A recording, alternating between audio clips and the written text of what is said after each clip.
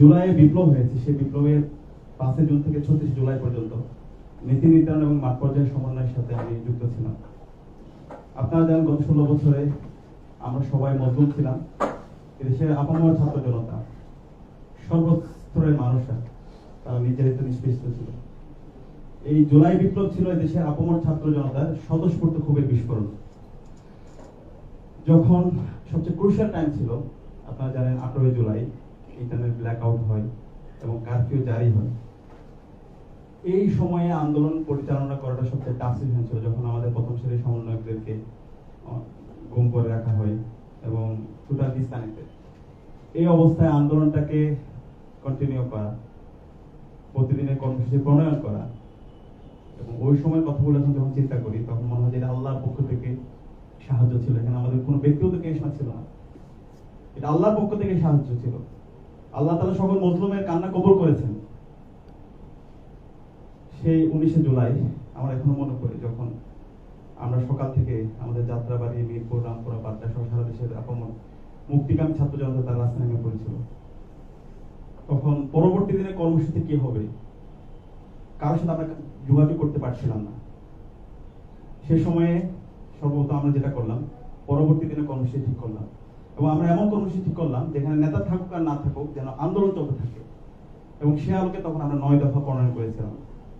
9 দফাটা এমনভাবে প্রণয়ন করা হয়, এই 9 দফা যদি খুনি হাসিনা মেনে নেয়, এক নাম্বার হচ্ছে তার গভর্নমেন্ট থাকবে না, তার গভর্নমেন্ট ভেঙে চুরমার হয়ে যাবে। একই সাথে তার যে পার্টি স্ট্রাকচার আছে সেই পার্টি স্ট্রাকচার যারা টিকবে না।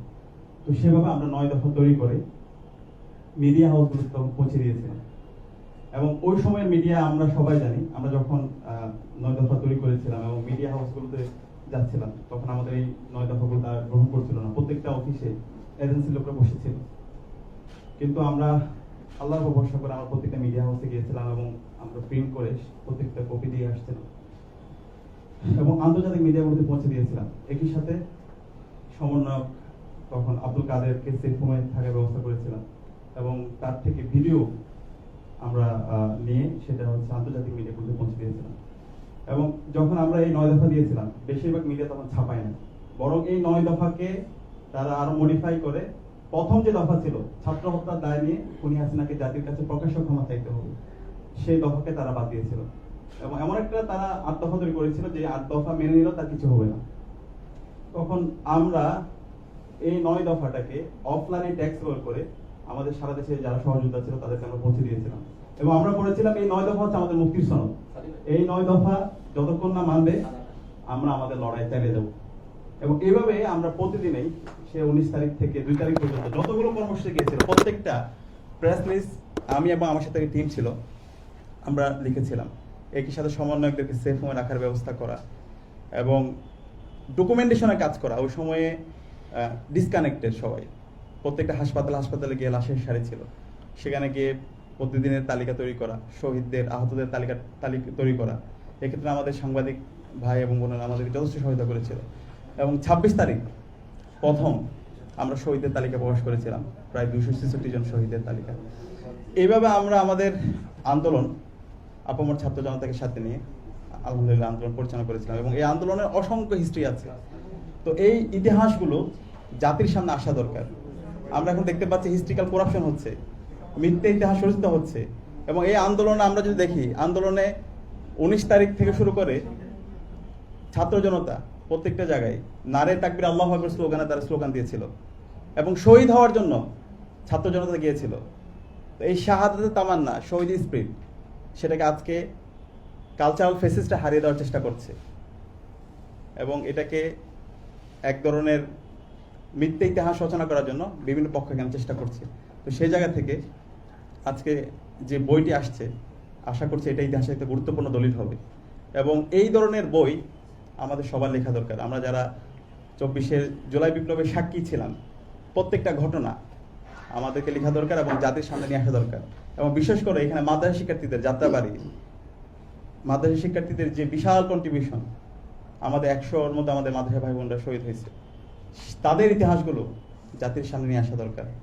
তো আমরা আশা করছি আমাদের জায়গা থেকে প্রত্যেকে আমরা এই হিস্ট্রিকে জাতির সামনে তুলে ধরবো এবং এই পাশাপাশি শহীদদের যে স্পিরিট, শহীদদের যে আকাঙ্ক্ষা, সে আকাঙ্ক্ষার আলোকে আমরা আমাদের নতুন বাংলাদেশ বিনির্মাণ করবো ইনশাআল্লাহ।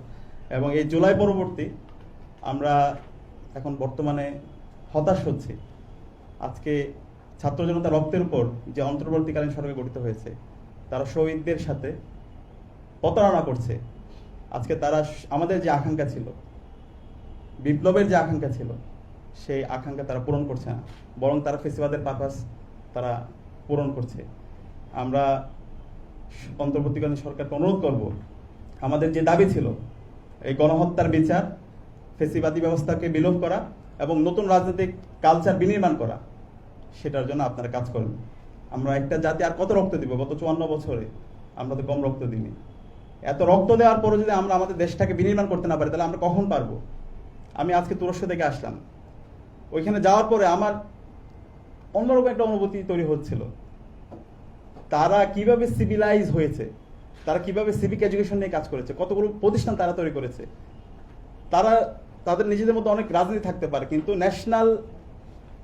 নেশন বিল্ডিং এর জায়গায় সবাই ঐক্যবদ্ধ, এবং এই জায়গায় সবাই ঐক্যবদ্ধভাবে তারা কাজ করে। কিন্তু আমরা 54 বছরে এখন আমরা কোনো ধরনের ন্যাশনাল কনসেনসাস আমরা আসতে পারিনি।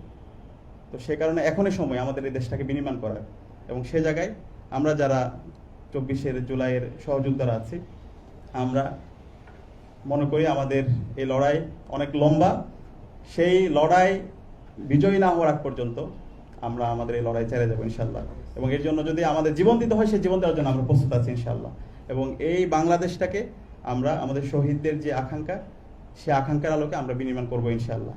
তো সেই জন্য সবাইকে উদাত্ত আহ্বান জানিয়ে আমি আমার অবিচল কথাবার্তা এখানে শেষ করছি। আসসালামু আলাইকুম।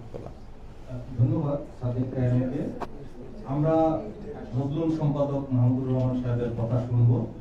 তার আগে আমরা এই গণ অভ্যুত্থানে সামনের সারিতে থেকে নেতৃত্ব দেয়া, যার স্লোগান স্ফুলিঙ্গের মতো কাজ করেছে,